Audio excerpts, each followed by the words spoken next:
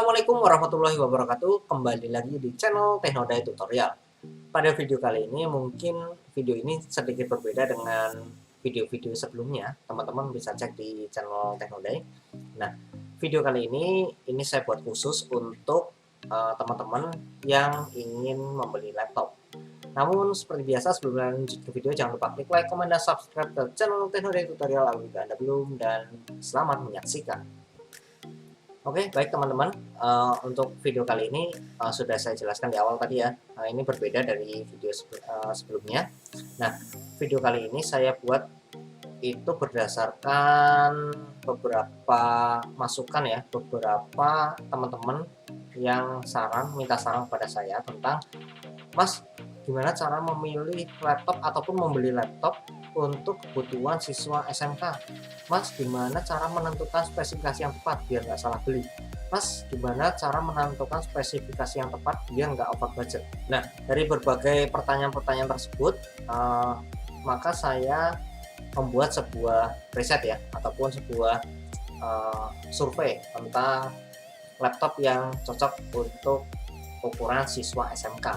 Nah, laptop-laptop yang nanti akan saya jelaskan ini sudah saya rangkum beserta beberapa detail aplikasi, beberapa detail kegiatan ataupun pekerjaan yang sering digunakan.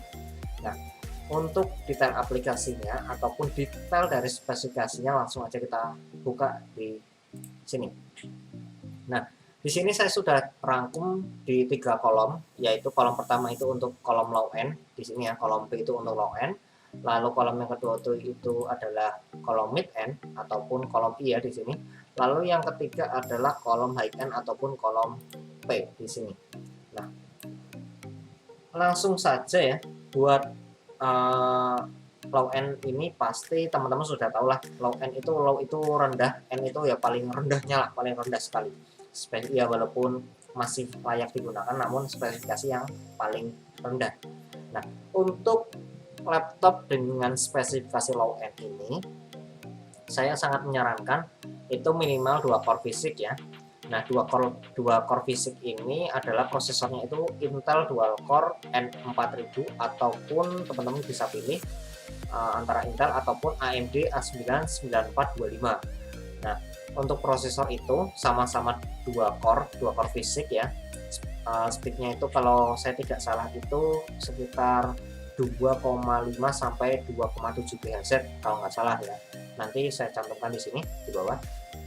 Nah, untuk memori ini sebenarnya fleksibel ya. Kalau teman-teman beli yang notebook yang second itu bisa dapat yang memorinya DDR3, atau kalau teman-teman beli yang baru itu pasti sudah DDR4. Nah, ini ada 2 opsi. Tapi di beberapa toko memang kadang ada yang masih menjual laptop dengan DDR3 dengan alasan untuk menghabiskan stok. Nah, untuk DDR3 atau 4 ini saya sangat sarankan minimal sekali itu adalah memorinya adalah 4 GB untuk kapasitasnya.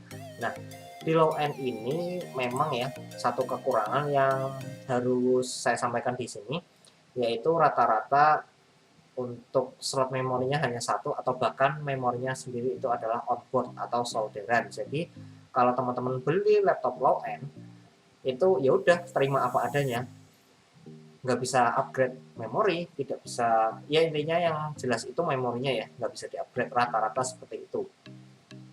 Oke, lanjut ke spesifikasi selanjutnya yaitu tentang penyimpanan. Nah, penyimpanan ini penting nggak sih? Penyimpanan ini tentu sangat penting.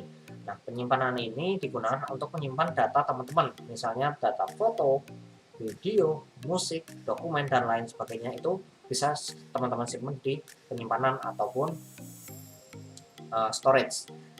Nah, di sini untuk spesifikasi laptop low end ya, yang low end ini dia minimal sekali harus menggunakan hard disk ya. Hard disknya sendiri paling minimal, maaf ini salah ya, minimal itu adalah 500 GB, bukan 320. Nah, lanjut ke spesifikasi selanjutnya yaitu graphic card. Graphic card ini menggunakan integrated ya. Integrated itu maksudnya apa? Pasti ada yang tanya seperti itu. Integrated itu berarti graphic card atau kartu grafis yang biasanya menjadi satu dengan prosesor atau grafis prosesor. Nah, untuk memorinya sendiri minimal 512 MB. Nah, Kalau teman-teman mau membeli sebuah laptop yang baru ataupun bekas, teman-teman bisa pastikan di aplikasi ini. Teman-teman bisa buka di DXDiap. Nah, ini mau saja. Mungkin membutuhkan beberapa waktu. Nah, teman-teman bisa pastikan di sini di bagian menu display itu memorinya ada di bagian sini, VRAM-nya. Pastikan minimal sekali untuk aplikasi sekarang ya, 512 MB. Nah, untuk laptop spesifikasi low end itu pasti ada yang tanya, untuk pekerjaan apa sih laptop low atau serendah itu spesifikasinya? Tentu ada, yaitu akuntansi. Di sini saya tuliskan akuntansi atau pekerja kantoran. Nah, definisi dari akuntansi atau pekerja kantoran sendiri pasti aplikasi yang sering sekali dibuka adalah Microsoft Word, Excel, PowerPoint, Access, bahkan kalau yang sekarang online mungkin Zoom ataupun Cisco Webex, yang sering itu biasanya Google Chrome. Nah, dari 7 aplikasi ini dengan spesifikasi seperti itu masih mampu untuk menjalankan aplikasi-aplikasi tersebut. Oke, sekarang kita lanjut ke spesifikasi yang kedua. Nah, spesifikasi yang kedua ini adalah spesifikasi mid-end. Nah, mid-end ini tentu teman-teman tahu ya, mid itu middle ya, tengah-tengah. Jadi dia tidak terlalu, spesifikasinya tidak terlalu tinggi, yang mana itu menyebabkan over budget, dan tidak terlalu rendah, yang mana itu menyebabkan kejengkelan. Tapi kadang beneran untuk saya nemui beberapa kasus di teman-teman yang servis ke saya itu, jadi dia membeli laptop yang tidak sesuai dengan spesifikasinya. Misalnya dia pakai laptop high end, cuma masih pilih yang hard disk. Nah, itu pasti lama-kelamaan lambat sekali. Nah, maka dari itu banyak sekali teman-teman yang mengeluhkan apabila laptop masih hard disk itu, aduh lambat. Nah, itu bikin emosi. Nah, di mid-end ini sudah saya rangkum untuk spesifikasi minimalnya, yaitu adalah prosesornya minimal 4 core basic, yaitu pilihannya di sini adalah Intel Core i5 8250U atau Intel Core i5 generasi 8 ataupun AMD Ryzen 5 generasi 3. Nah, generasi 3 ini kenapa kok jauh, selisihnya jauh, 3 sama 8, karena AMD Ryzen ini produk yang baru ya dari AMD, karena sebelumnya AMD hanya membuat AMD A series, setahu saya seperti itu. Nah, lalu untuk memori di sini minimal adalah 4 DDR4 4GB dengan 2 slot. Nah, 2 slot di sini dimaksudkan apabila teman-teman ingin upgrade dari 4GB ke 8GB atau 4GB ke 12GB ataupun lebih dari itu masih bisa, dengan catatan tidak perlu serumit ataupun sesusah spesifikasi yang low end. Lalu selanjutnya adalah penyimpanan atau storage. Nah, ini seperti tadi. Nah, di sini kalau di mid end ini cukup beragam ya pilihannya. Ada hard disk saja, SSD saja, ataupun hard disk plus SSD. Nah, untuk pilihan yang opsi hard disk saja, saya sarankan untuk yang 1 tera karena sudah murah harganya. Nah, untuk yang opsi hanya SSD, saya sarankan minimal sekali adalah 512 GB untuk SSD. Nah, apabila teman-teman mendapatkan spesifikasi yang ketiga itu yaitu SSD plus hard disk, itu saya sarankan yang minimal sekali SSD-nya adalah 256 GB untuk SSD dan 1 TB untuk hard disk. Nah, lalu grafik card di sini spesifikasi selanjutnya itu sudah wajib menggunakan XGC ya, external graphic card. Karena apa? Kalau integrated pasti itu sangat membebani prosesor dan berimbas pada performa yang menurun cukup drastis. Nah, di sini untuk pilihan graphic card itu ada 2, yaitu Nvidia GeForce MX250 ataupun AMD Vega 11. Walaupun mungkin teman-teman yang sudah lama main laptop ataupun pakai laptop tahu ya, kenapa nggak yang 150, kan memorinya sama. Kenapa nggak yang Vega berapa? Vega 10 atau Vega berapa?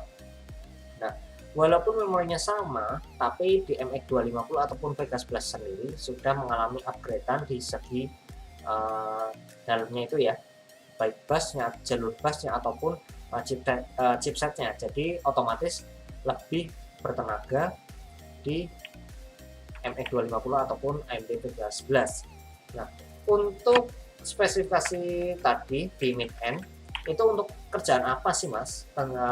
Kalau teman-teman tanya. Nah, pekerjaan yang biasanya ya, yang pakai untuk spesifikasi ini adalah yang pertama programmer, di sini saya tulis ya. Yang kedua designer dan engineer. Nah, engineer ini seperti apa? Engineer itu kan luas ya.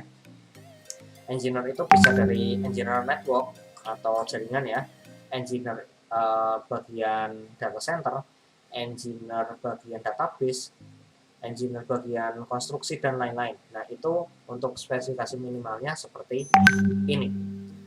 Nah, kita lanjut ke spesifikasi yang high end. Nah, high end ini tentu sudah jelas terbaca ya. High end itu adalah high tinggi, end itu paling akhir, berarti spesifikasi mentok, paling mentok, pokoknya paling tinggi dan paling bertenaga dari dua spesifikasi di bawahnya. Nah, untuk prosesor di high end ini saya sarankan untuk minimal sekali, yaitu prosesor yang menggunakan 4 core PhysX. Nah, 4 core PhysX itu contohnya seperti apa produknya? Nah, produknya itu adalah Intel Core i7 8565U ataupun AMD Quad-Core Ryzen 7 3700U. Nah, ini 4 core PhysX itu maksudnya apa? 4 core PhysX itu di dalam inti prosesornya itu ada 4. Jadi pemrosesnya ada 4, otomatis datanya lebih proses untuk mengolah data lebih cepat.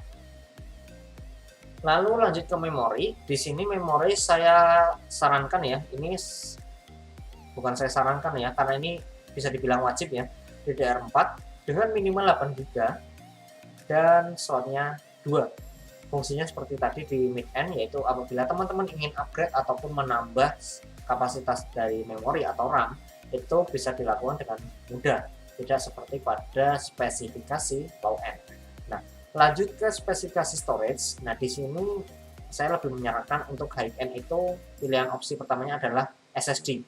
Nah, pilihan atau opsi keduanya adalah SSD plus hard disk. Di sini saya tulis wajib ya, wajib SSD 512 GB ataupun 512 GB plus 1 TB disk, karena nah spesifikasi high end ini tentu merupakan laptop ataupun komputer yang sudah kecepatannya sudah lebih dari mid end ataupun low end.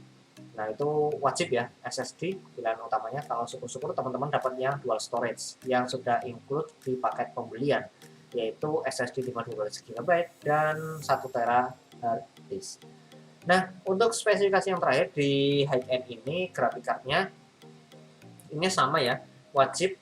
Di sini mewajibkan ya, karena nggak ada spesifikasi high end yang menggunakan integrated graphic, walaupun ada, cuma itu saya rasa kurang maksimal.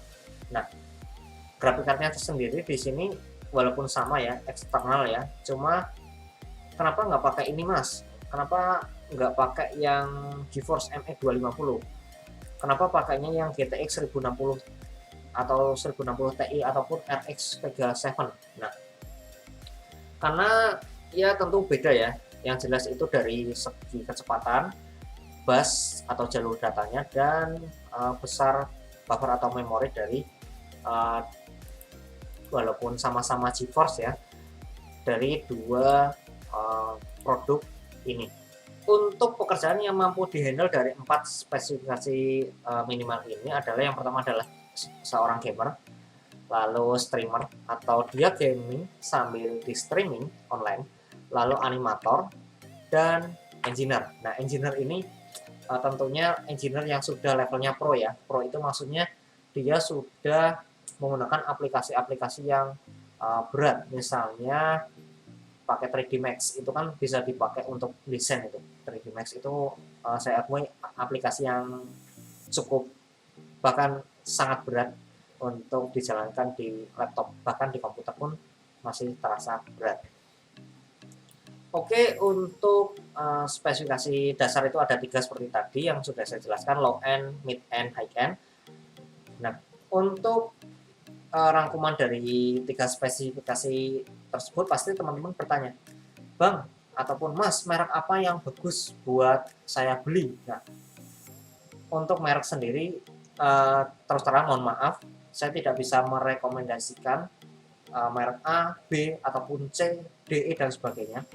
Karena yang pertama saya tidak di-endorse.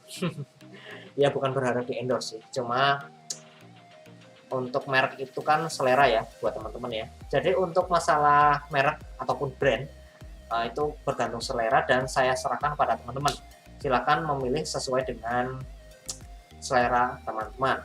Nah, mungkin ada beberapa pekerjaan ya yang tidak saya tuliskan di sini karena menurut saya itu sudah mencakup ataupun meliputi sebagian besar dari pekerjaan-pekerjaan yang lainnya. Misalnya di sini saya tambahkan ya, ini untuk tambah saja, misalnya teman-teman yang suka streaming film, nah itu kan nggak perlu yang high end seperti itu.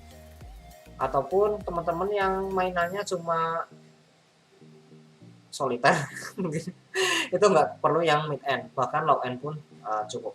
Oke, untuk video kali ini seperti itu, kurang lebihnya mohon maaf. Terima kasih sudah menonton dan sampai jumpa di video selanjutnya. Bye bye.